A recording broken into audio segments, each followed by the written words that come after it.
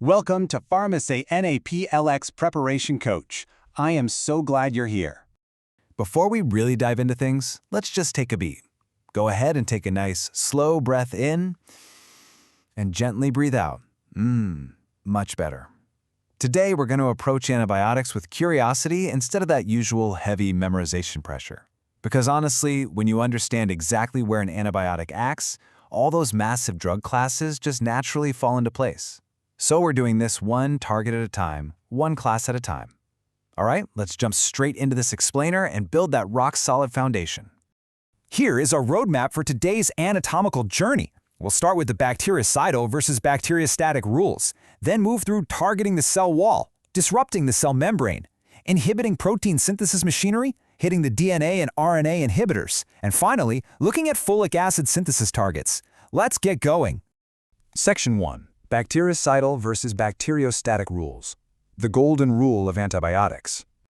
So before we start looking at individual drug classes, we absolutely have to lock down the fundamental difference in how these drugs operate. Knowing which organisms can be treated with a specific antibiotic heavily relies on this distinction. It's actually pretty simple at its core. Bactericidal antibiotics literally kill the bacteria dead.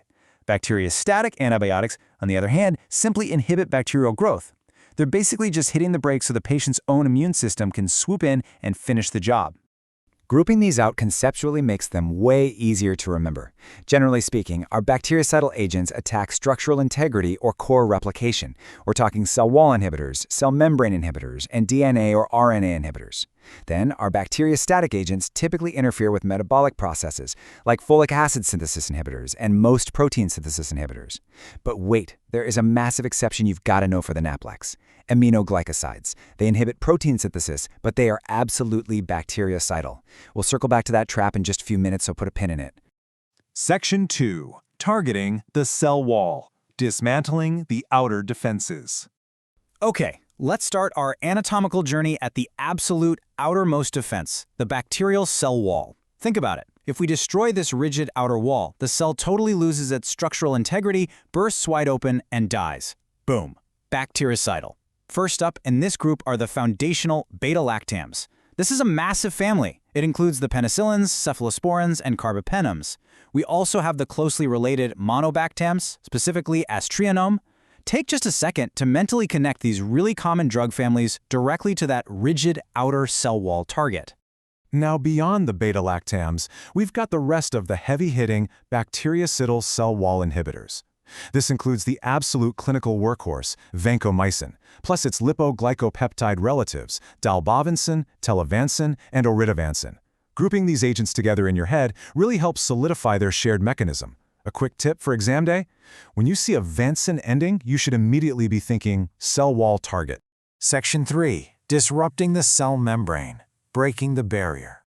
All right, let's take one step inward to our next anatomical target, the delicate cell membrane. But before I give away the primary membrane disruptors, let's do a quick active recall check. Thinking back to those cell wall inhibitors we literally just talked about, which dual-action antibiotics target both the cell wall and the cell membrane? Go ahead and pause the explainer for a second to test yourself. So how did you do? The dual-action agents are telavancin and oritavancin. They pull double duty. Now, shifting to our primary membrane inhibitors, we have the polymyxins and daptomycin. Because these drugs literally poke holes in that vital lipid membrane, all the bacterial contents just leak right out. So obviously, these are highly bactericidal. And here's a super high-yield clinical clue for you. Daptomycin is deactivated by lung surfactant. That ties directly back to how it interacts with lipid membranes, making it totally useless for treating pneumonia. See? That is exactly how you connect a drug's mechanism to actual clinical practice. Moving right along to Section 4, inhibiting protein synthesis machinery, jamming the ribosomes. We are diving deep inside the bacterial cell now, straight to the ribosomes. Think of these as the busy cellular factories that translate mRNA into all the essential proteins the cell needs to survive.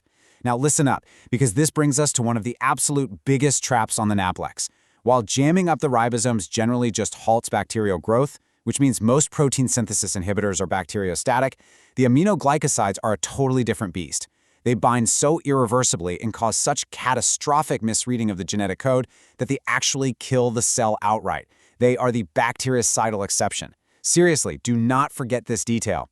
Building out our list of those other bacteriostatic drug classes that clog up the 50S and 30S ribosomal subunits, we have the macrolides, the tetracyclines, clindamycin, linezolid and tedizolid, and quinupristin combined with dalfapristin.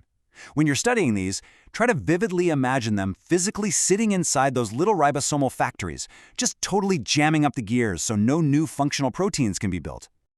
Section 5. DNA and RNA inhibitors. Corrupting the core code. We are now journeying to the absolute core of the bacteria to target its genetic code and replication machinery. Because we're directly destroying or inhibiting the master blueprints here, these agents are fiercely bactericidal. This group includes the quinolones, and hey, a really specific mechanism note for the boards. Quinolones specifically target the bacterial enzymes DNA gyrase and topoisomerase 4, which prevents the DNA from unwinding properly during replication. We also have metronidazole and tinidazole, which basically break apart the DNA structure, and rifampin, which specifically inhibits RNA synthesis. And finally, Section 6. Folic acid synthesis targets. Starving the fuel supply. Let's look at our final internal target. This one works by cutting off the vital supply lines the bacteria need to survive. You see, unlike us humans who get folate from our diet, bacteria actually have to synthesize their own folic acid from scratch just to make DNA. So, step 1 is targeting the PABA precursor pathway. Step 2 is the resulting inhibition of overall folic acid synthesis. And without that essential fuel, step 3 kicks in. Bacterial growth completely halts. Because we are just starving them of a building block rather than violently tearing the cell apart, this mechanism is bacteriostatic. The 3 primary bacteriostatic drug classes responsible for blocking this essential folic acid synthesis pathway are the sulfonylamides, trimethoprim, and dapsone. You can think of them as literal roadblocks strategically placed right on that folic acid assembly line. Now, let's elevate this mechanism knowledge into a direct NAPLEX clinical pearl. You'll almost never see trimethoprim used all by itself. Why is that? Well, bacteria are incredibly smart. They quickly figure out workarounds if you only block one part of their pathway. But if we combine trimethoprim with a sulfonamide like sulfamethoxazole, we effectively block 2 entirely different steps in that exact same folic acid pathway.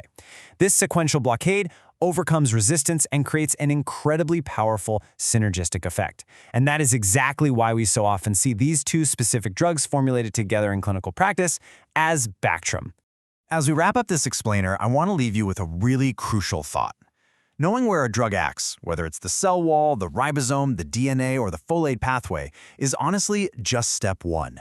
The real magic happens when you start asking yourself, how am I going to use this mechanistic knowledge to predict a drug's toxicity, its spectrum of activity, and its resistance profile on exam day? When you can connect the cellular mechanism of action to those high-level clinical decision-making skills, you aren't just memorizing lists anymore. You are thinking like a true pharmacist. So keep that in mind as you continue your studies. Thanks so much for joining me on this anatomical journey through antibiotics, and I'll see you next time.